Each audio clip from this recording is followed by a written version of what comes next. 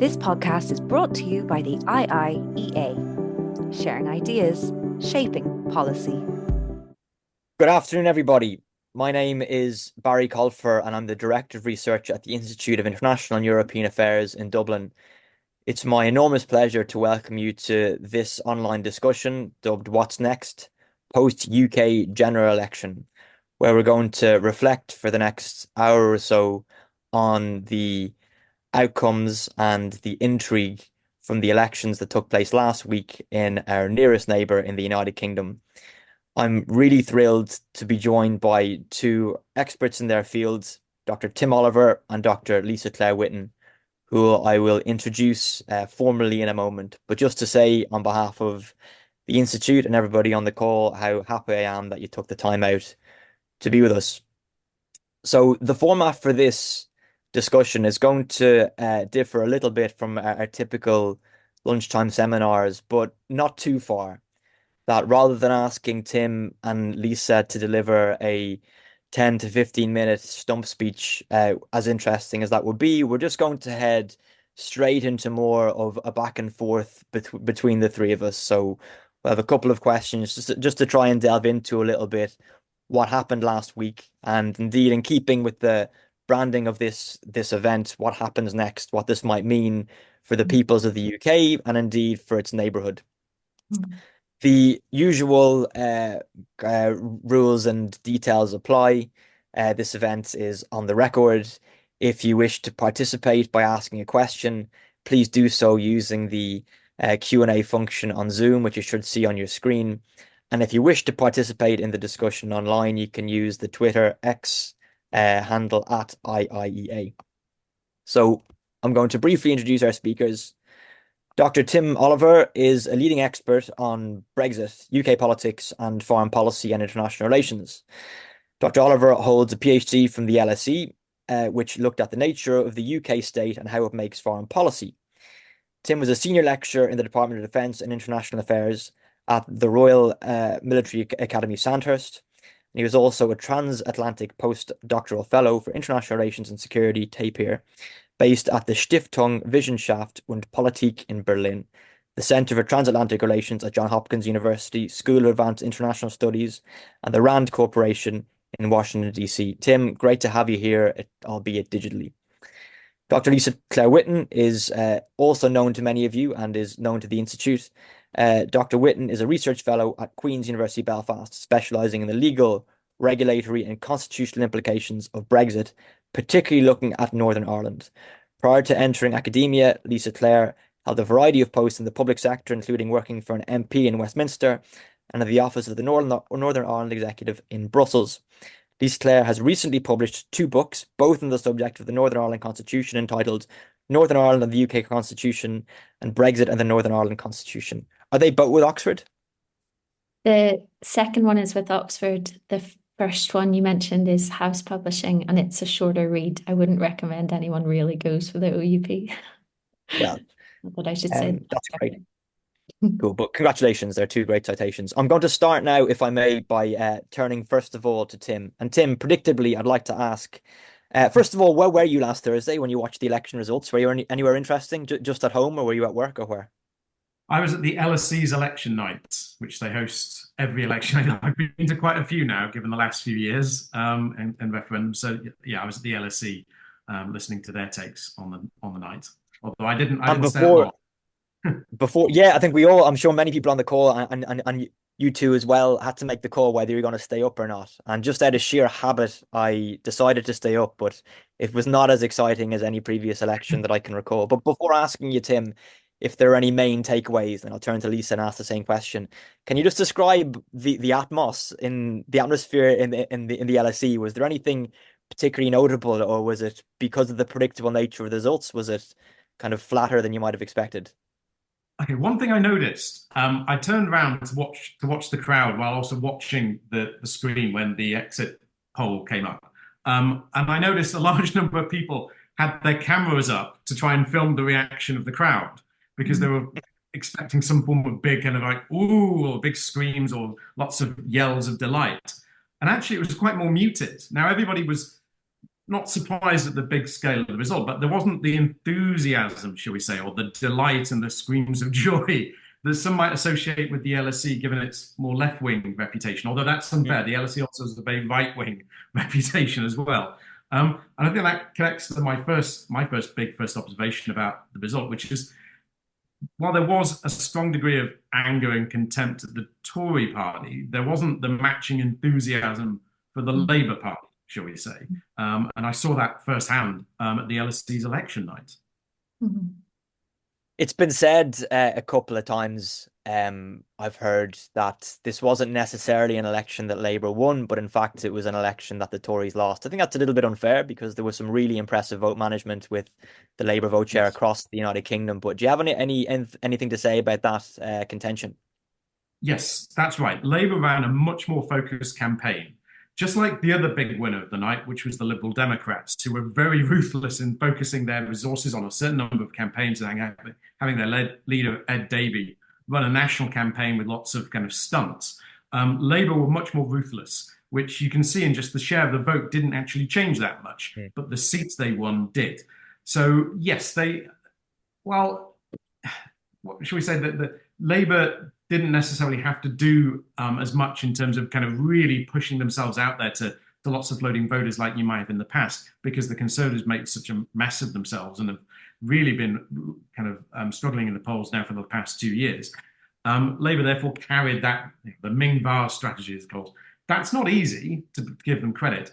Plus, they also have shown over the last few years that they're a much more disciplined, effective party. Starmer has brought discipline, whether or not you like that or not. Some of the people on the left of the Labour Party especially are not happy with this, but he seems to have brought discipline and order that has made the party look like it's a functioning party of government rather than a party of opposition that will just say things just to score points. So that's not easy. But again, that hasn't generated the level of enthusiasm and delight that, say, we were expecting on a par with, say, 1997 or even 1945, when the last times that we've seen big Labour landslides. That doesn't mean, however, that as we move forward, a lot of people will say to themselves or start thinking, oh, I voted for the Labour Party, I voted for that landslide, when in fact they didn't and they weren't as enthusiastic. So perhaps with time, people might sympathise a bit more with it. But that thrill that you might have seen, that I remember as a teenager from 1997,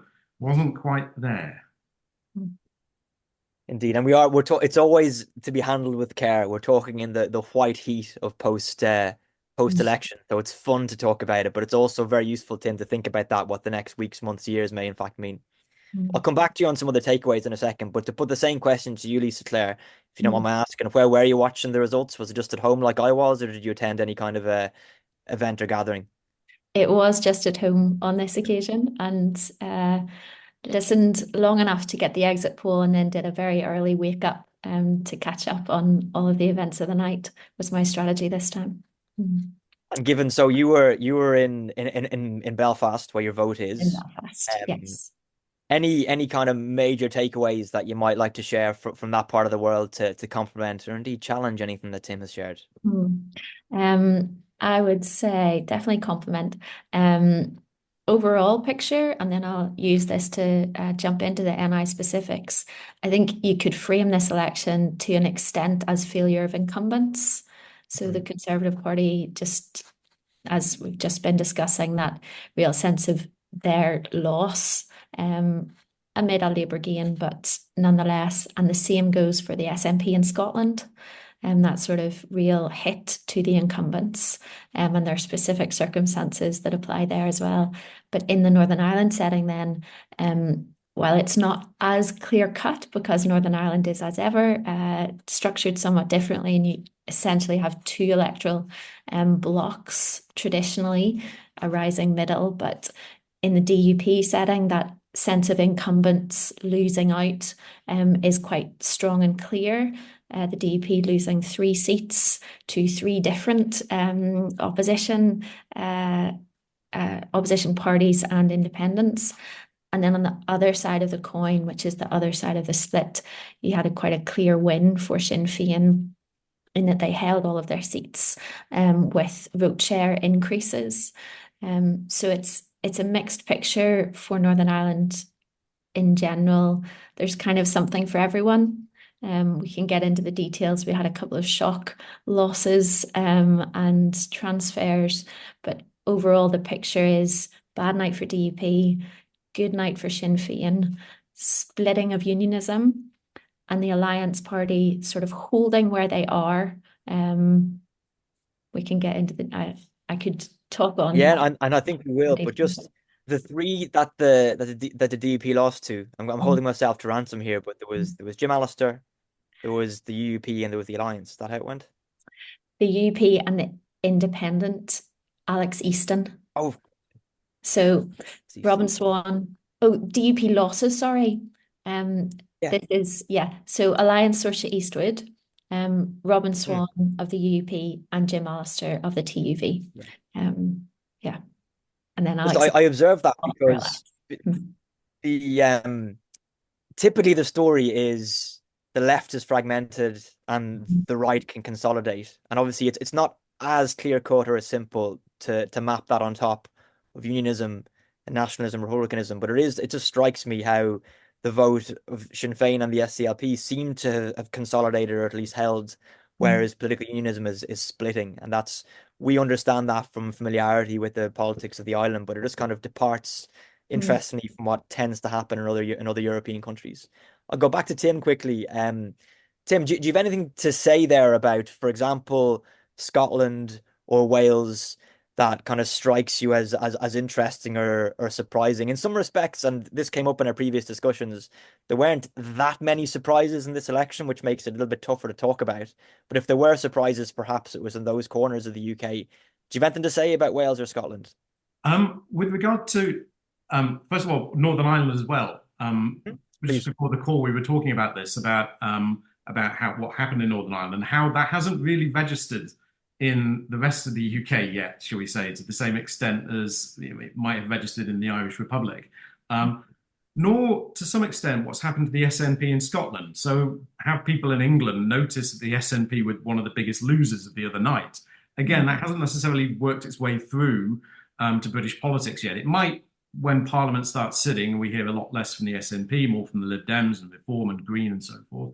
But the SNP's losses didn't really register haven't registered as loudly, partly because the Conservative Party have taken all the attention in terms of their losses. And with regard to Wales, the only thing that has popped up this time is that the Conservatives have no MPs now in Wales. They still have MPs in Scotland.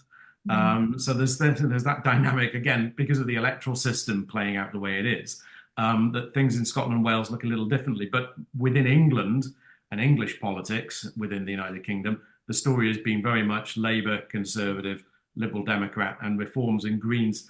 What's been going on in Scotland hasn't really caught that much attention, although it helps the Labour Party, although it hasn't been essential for the Labour Party to win this majority this time. I have picked that up as well a little bit just from my obsessive consumption of British news. I think you're right about the major change in Scotland not being as fully registered as it might have done. Is it purely down to the collapse of the Tory vote that has kind of taken attention away from it, or is there anything else you could put your finger on? Part of it might be in the past the SNP, or the possibility of the SNP succeeding, has been used, especially by the Conservative Party, to target the Labour Party with, you're going to be beholden to the SNP's vote. With that disappearing, it's not an issue anymore. Labour have a secure, stable majority. They're not going to be beholden to the DUP, the SNP, or anybody else, or even Reform. So the idea of these small parties from other parts of the United Kingdom now having a kind of a large part in British politics through Westminster, that's gone to the side. So it's not an issue at the moment. What will come back, of course, is the investigation into what's happening at the SNP, or has happened in the SNP, because of its finances. That corruption story will come up again over the next year. And of course, as anyone who studies Scotland knows, and as the SNP have been pointing out, support for independence hasn't necessarily gone away. So while the SNP might have collapsed, so the possibility of Scotland being a constitutional issue has certainly not receded, although for this Parliament, it will be very difficult to see it coming back as the SNP try to work out what to do next. And please, Lisa, I was about to invite you in, please.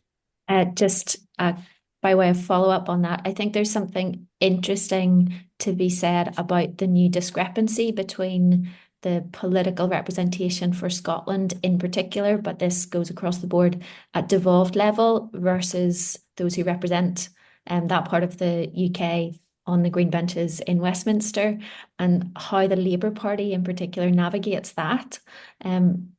We haven't seen in a long time, for decades, we haven't seen the Labour Party having to be both the Labour Party in Scotland and the Labour Party in Westminster in the government. And that central devolved axis over the last few years has been one of real controversy and division, not least in the context of Brexit and returning powers. And there's a lot of tricky issues that are both technical and highly politicised that the new Starmer government is going to have to navigate, and to do so in a way that is now in the context of devolved representation still being in that very SNP dominated context. And even the Welsh government under Labour over the last few years have become more vocal and perhaps forthright in articulating a Welsh view. And then you also, of course, have the Northern Ireland particularities and how that plays out in terms of constitutional picture. Any talk of reform or restructuring of intergovernmental relations it's a big topic area amidst a long to-do list for the new government, but one that's of interest, I think. Now we're talking. This is the sort of stuff. Please, Tim, I was gonna ask if you might have anything to add, Tim, regarding, well, I should add, even if the SNP's position or lack of success the other night hasn't gone really registered, where has Starmer's first visit been to? It's been to Edinburgh and then Cardiff, and today he's hosted all the metro mayors from London and Manchester and so forth. So he's more than aware of the governance issues of this, even if the politics has not necessarily cut through. Going forward, Labour as having created from 1997 onwards, the devolved system of government that we have in the United Kingdom, is for the first time coming back into government and facing the realities of this bedded-in system.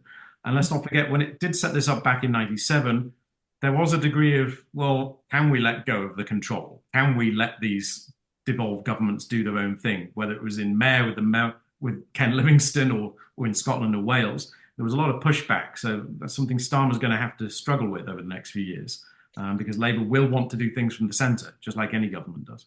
You absolutely preempted the question I wanted to put you, Tim. And what I was saying to Lisa is this is exactly what I was hoping these kind of the drift these conversations would take. So trying to think of the big thorny questions that people like ourselves will be puzzling over and people in power will be trying to solve.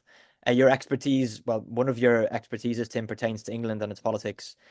Can you say anything about what you think is going to happen regarding the metro mayors, many of whom are from the Labour Party, and this new Labour government? Is this something that's going to, I don't know, is it easier the fact that there's a Labour government in Westminster, or does it add an extra level of complexity? Well, let's not forget that in some respects, the devolution within England, let's call it that, even if it's not devolution on a par with Scotland, Wales, and what's happening in Northern Ireland, has been pushed mainly by the Conservatives since 2010. If you think about the big metro mayors and so forth, this has actually been a Tory initiative to push that in a much bigger way. So Labour inherits that politically and also in terms of governance. It is going to pose problems. These mayors are much more powerful political figureheads, even if they don't have the money that you might have in Scotland, Wales, Northern Ireland to some extent. It's going to cause problems. We're going to have elections for those mayors in the next couple of years, as always, just like in Scotland. You can see the potential there for pushback from these mayors, such as Andy Burnham, who do level sometimes in picking fights for obvious reasons. They want to represent Manchester versus central government. Sadiq Khan has struggled with this, of distinguishing. It's not. One of my little bugbears is when people talk about London, forgetting that London is a city of almost 9 million people with a mayor and a political system itself, and isn't represented necessarily by Westminster, and often gets a bit of a hard time from Westminster, even if London is one of the beneficiaries often of UK politics. So there is going to be pushback from these mayors. There's also the potential, of course, in England, but also elsewhere, that Reform and the Green Party are going to make quite some further progress over the next few years. The Lib Dems especially. the Conservatives as well, will they start to rebuild themselves through these metro mayors, through local government and so forth? That's one of the few ways back that they'll have. What message they're going to send, God knows at the moment. I mean, the Conservative Party doesn't know how to stand up at the moment, let alone how to walk forward with its policy proposals. But yes, within English politics, we're going to see a lot more variation compared to when Labour came to power in 1997. There are a lot of questions coming in from the audience. I'd encourage you anyone on the call to put in your questions. We'll get through as many of them as we can. Before that, I want to put maybe one or two topics each to our two speakers, and then we can move through some of the questions and raise some other topics as we go along. I'm going to put something to you, Tim, about what you just mentioned there about reform and the Greens. Lisa Clare, I would like to ask a couple of specific questions about Northern Ireland and what you anticipate the relations between the executive and Westminster will be now in this now that the noise and clutter of the election is out of the way, what that might mean for the North and its peoples. And then to both of you, perhaps, if you have any thoughts on the UK's foreign policy now, and indeed just the shape of the new cabinet. So lots of really big topics there, but let's do our best, and then we'll move to the questions that are coming in. So Tim, on for politics watchers, and I know this speaking to peers in other European countries, one of the most interesting manifestations from this election is the arrival of the Reform Party with their 5 MPs, and indeed the Greens doubling their representation. The electoral system in the UK is so radically different to the one we have in Ireland. I always say, something I often talk about is our political cultures. There are so many similarities from my having spent time in both, but the most obvious difference in how politics happens and indeed how democracy happens is how different the electoral systems are. Ours being a proportional system, the UK's being, at least at the general election level, being first past the post. Can you say anything, first of all, just about that fact, about the electoral system and how it's translated into seats and the relative underrepresentation of some parties vis-a-vis their vote share, and also the arrival of these of reform and perhaps a more confident Green Party, what that might mean for the politics in Westminster? I'll put the same questions to you, Lisa Clare, afterwards. This was a very disproportionate result by even British election standards, and working out how the electoral system would deliver a certain result confounded the pollsters, shall we say. The pollsters were not entirely accurate this time. They projected a landslide, but working out what was going to happen on the ground because of the constituency system and first past the post meant that actually a lot of the polling was pretty inaccurate to some extent. They correctly projected some tactical voting, but the way that we run elections in this country, it is, I'll hold my hands up and say that I have long supported electoral reform. It is frustrating to see a situation in which the Labour Party barely moves its share of the vote, wins a landslide. The Liberal Democrats now have, on 12% of the vote, I think they have 11% of the seats. They're now the party that accurately has the right number of seats in the House of Commons of all the party. Reform, yes, securing a bigger proportion of the vote than the Liberal Democrats and getting just 5 MPs. The Greens doing better, but getting 4 MPs. And then the Conservatives not collapsing as badly as people thought they would. There was a real possibility, according to some pollsters, that we could have ended up with a situation where the Liberal Democrats had the second largest share of the share of seats on the 4th largest share of the vote. And that's not come to pass, but the electoral system has delivered something that's very strange. That happens in every election, let's not forget. The electoral system has always made the UK, well, for a long time, appear more disunited, with the SNP dominating in Scotland, despite not winning 100% of the votes. That the Conservatives never seem to do well in the North, apparently, and Labour in the South has always been that division, when in fact the Conservatives did do well in the North, or the Labour Party did do well in the South. But the electoral system doesn't allow that to come through. So the UK always looks a bit more disunited, from my opinion, because of the electoral system. Is it going to change? No, frankly. I can't see it changing for the House of Commons anytime soon. Maybe we'll go back to PR for mayors. Maybe there'll be electoral change in local government where everyone's a winner if that happens. But the electoral system for the House of Commons changing, not a chance, not with a landslide majority like this for the Labour Party. I'm totally with you. And I'm going to ask the same question to you, to Lisa Clare. But before that, the arrival of reform with its 5 MPs Okay. out of 650, similar in size to the DUP, for example. I think a seat more, or the same, in fact. What's it going to do to British politics, if anything? Okay, it does give Nigel Farage a platform that he's been lacking since he was in the European Parliament. It does, however, mean that he's now stuck in Britain. He can't really go off campaigning in the United States as he was planning to do. Those 5 Reform MPs are going to be probably just about coherent enough to not be dysfunctional. One of the things that people warned or kind of thought might happen is if Reform won about 15 MPs, well, how many would have been sacked, resigned, or convicted by the next election? Because if you look at how UKIP did in the European Parliament, it was a very dysfunctional body. So those 5 MPs, probably just enough to hold together. Are they big enough to perform the reverse takeover of some have been talking about of the Conservative Party? Well, the Conservative Party did better than expected, still did very badly. And the right of the Conservative Party, if people have been picking over the pieces of what's left of the Conservative Party, the right in the Tory Party did a lot worse. There's actually a lot more of the left or the liberal side of the Conservative Party that have survived. So there could be a real fight on Reform's hand over the next few years if they try to kind of push more on the Conservative Party. The Conservative Party might push back more than we were expecting.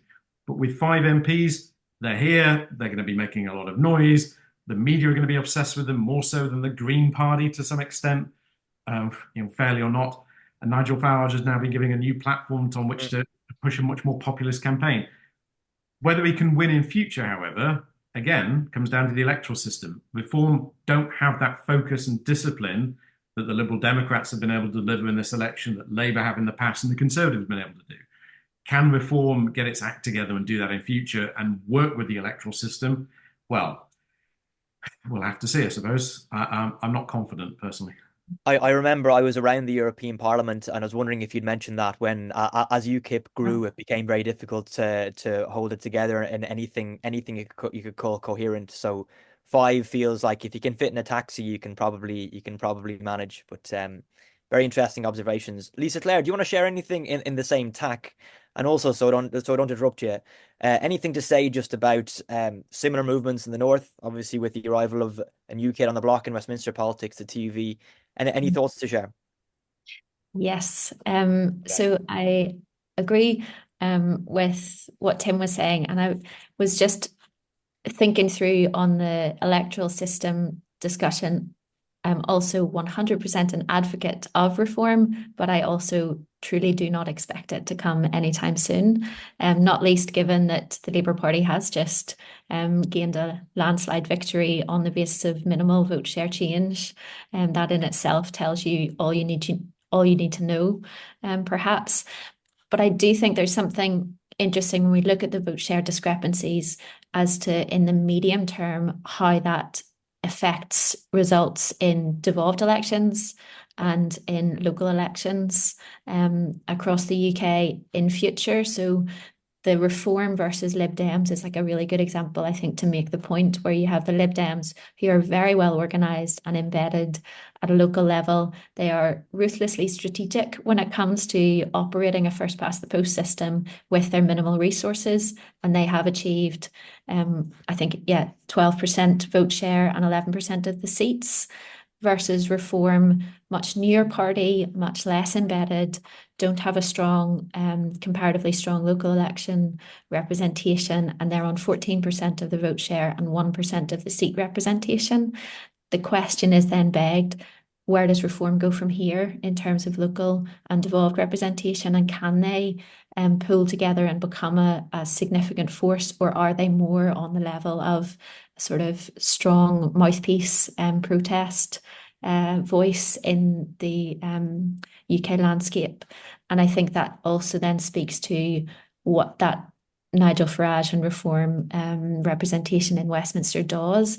Depends, I would suggest, more on how the Conservative Party reacts to them than necessarily what is said, because we can sort of expect what will be put forward. I can see Tim's going to say. I see Tim wanted to get in, and I want you to spark off each other. So Tim, please. Yeah. No. Go ahead. It's just I have something to add. So go on. Okay. Perfect. I'll quickly say that I think you can make a parallel for the Northern Ireland situation in terms of the TUV now being in Westminster. And so Jim Allister will be he will be a strong voice, as he has been in the Assembly for years and years. But what will determine its impact more broadly, I think, is how the other unionist representatives in Westminster for Northern Ireland respond to that, and whether or not, because one of the big takeaways from Northern Ireland is the splitting of the unionist vote, and that's interesting in our history because there's been such a strong narrative of unionist solidarity from way back. I mean, 1920s is where you could go to get the origins for that. And so how, from this point forward in the Westminster setting, the new diversity of unionist voices plays out, both in terms of the sort of presentation of what unionism is to the rest of the UK. That's going to change, because up until this point we've had a very strong and sole DUP voice over the last few years since the loss of Sylvia Herman, but also what that does to more local politics in Northern Ireland in terms of being able to unite the vote. But it's that sort of the more extreme voice. Its significance, I think, is determined by how others respond to it that are in the similar part of the electoral spectrum. Before Tim comes in, Lisa, could I just push you to answer your own question a little bit if you feel comfortable to do so? In terms of the options at local level, I think what you raise is extremely interesting regarding the Reform Party and indeed regarding political unionism in the North. What are the options exactly? Like which ways could it go without having to place a bet? What are the possibilities? So I think in the Northern Ireland setting, there is a possibility that the DUP look at the spread of the vote and the results and opt to take more extreme position on specifically Irish sea border issues than they have done, in view of the TUV support and even to an extent Alex Easton coming in.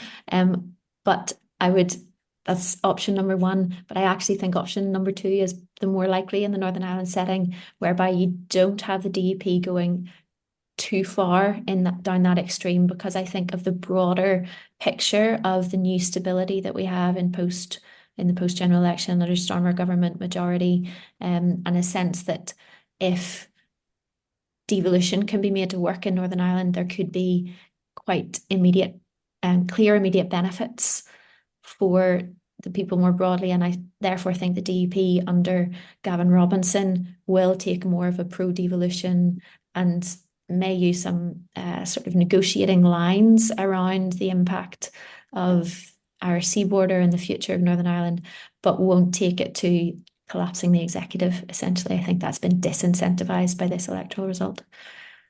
Really clear as ever, Lisa Clare. You're always one of the best in the game at explaining the complexities of the politics of Northern Ireland in a way that anybody, including I, can understand the nuances of. So really clear. Thanks a million. Tim, you wanted to say something, and then I have one question for you both. Then we're going to get into the questions. It's about reform.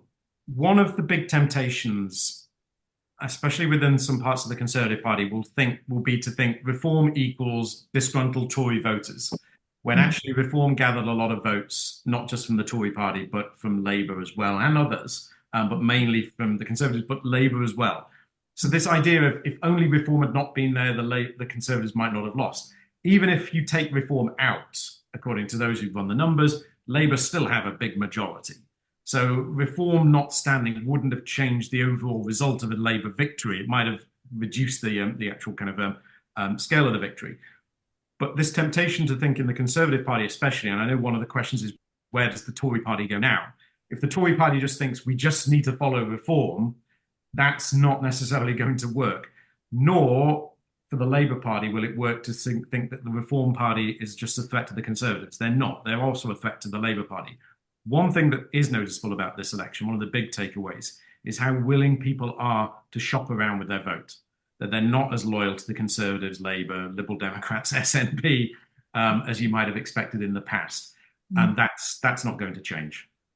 I think that's a really interesting thing, and it was observed in Ireland recently also in our local and European elections, second order elections that took place last month. The electoral volatility is just remarkable. It's been recorded across Europe. And indeed what you're saying as well about the options facing the mainstream parties from challenger parties, this is an ancient thing in politics, but whether you ape them, you copy them, you avoid them, these are the Tories have specifically the Tories, but indeed the Labour Party as well, also had to contend with this in recent history with the rise of UKIP, right? So what happens with reform is super interesting. I'm going to put one question to you both, and then the other things I wanted to tease out. I'm very pleased that there's a veritable flood of questions that have come in, which I'm going to turn to, and they pick up some of the themes I wanted to raise with you.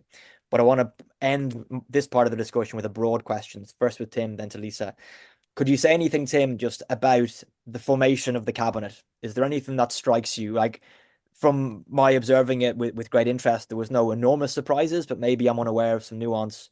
And also, second part of the question, what do you think this new cabinet means for the UK's relationship with its neighbourhood, with Ireland, its nearest neighbour, and indeed the rest of the world? So cabinet and a bit on foreign policy, Tim.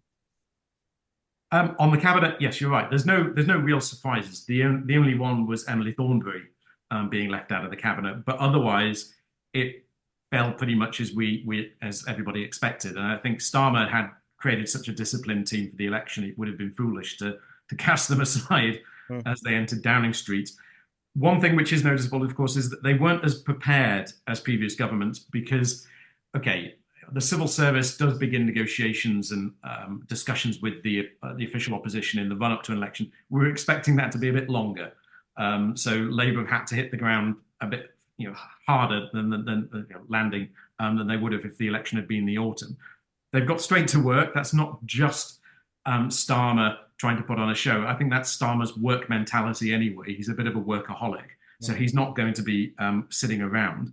In terms of, I suppose we can come on to one issue later on, whether or not the supermajority, as people have described it, means that this is going to be an extremely powerful authoritarian government and so forth. You don't need a supermajority to do that in the UK. You need just a comfortable majority in the House of Commons.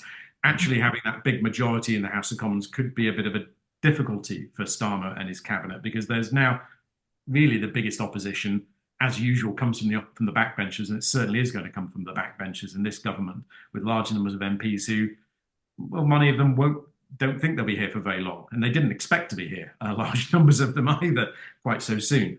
But when it comes to relations with Britain's neighbours, and especially with the European Union, Starmer has been very clear, Labour has been very clear, there will not be any negotiations over rejoining the single market or the customs union. There will not be any free movement discussions.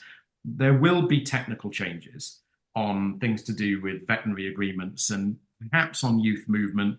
There'll be a security and defence agreement, certainly. More than anything, I think the EU itself won't be willing to agree to anything with the UK until it sees what type of government this is. And also, looking further ahead, from the EU's perspective, this can't be just about negotiating with the Labour government of one term. It needs to see what's going to happen with the Tory party. If the Tory party does go further to the right, starts aping more of reform's agenda, does start campaigning even more ruthlessly on withdrawing from the European Convention on Human Rights, which obviously causes problems for Northern Ireland, then the EU is going to back off because, okay, Labour is safe for this government, but let's not forget, 1945, Clement Attlee wins a massive landslide election result, and he's gone by 1951. It could easily be that this government we're back to a hung parliament or a Tory government within 5-10 years. I'm not ruling that out. But from the EU's perspective, if you want to have close relations with the UK, you need to see that the whole system has changed. And that's not going to happen quick. One reason why it might take longer, also from a UK perspective, is just good old demographics. Leave voters are dying off. Remain voters are much younger. They're coming through. But that's not going to happen overnight either. And it's not going to happen by the end of this parliament. You're looking 10, 15 years before that has a serious effect on British electoral politics. And even then, I have my doubts. I'm worried that some people in Britain, especially younger voters, might be starting to romanticize relations with the European Union, that if we were in the European Union, we wouldn't have these problems, just like Eurosceptics romanticize leaving. And as anybody who's negotiated with the European Union knows, the EU puts itself first and can be a very ruthless, blunt negotiator. And I think the Labour government is going to have some challenges over the next few years in explaining to some of its voters who are very pro-European why it can't negotiate something with the EU, because the EU is not going to buy it. Even if people in Britain want that. The EU is going to put itself first. You preempted a few questions there, actually, regarding the EU, Tim. Thanks a million. Lisa, I know you're champing at the bit to come in. What do you think? So just on the EU relations, I think specifically on the veterinary agreement, that Labour has been very clear they want to negotiate, and at the same time clear on not joining single market, customs union, etc. I think it's not insurmountable, but this is a difficult challenge and prospect for the Labour government, not least because the EU have said, and based on precedent in their external relations, that any veterinary agreement will require alignment, and that means Court of Justice of the EU having jurisdiction to some extent from their perspective. And politically for Labour, while you could see the business case for doing a sort of narrow fix in terms of alignment on particular issues to make flow of agri-food goods work better, at the same time, to raise that in the House of Commons when you have Nigel Farage on opposing benches around being rule taker from the EU, is just going to be a political challenge. And there is also just then the process of it in terms of the EU's capacity and willingness to enter into in-depth negotiations. I think from the Labour side, they'll want something like a quick fix. You could see a transitional sort of setup, but there's also sort of challenges in domestic law because of the legacy of the previous government around the Retained EU Law Act, which wholesale removed EU general principles, which fits with Brexit. Of course, it's like the progression, but then if the Labour Party want to put that back in to an extent for the purposes of implementing an alignment set up for veterinary goods and SPS agreement, that again, it's the politics of that, and it's weighing up the technical regulatory benefit with political risks of engaging in a whole new set of negotiations. Obviously, from a Northern Ireland perspective, everyone is on board for an SPS and veterinary agreement with the EU because that makes the Irish sea border less visible.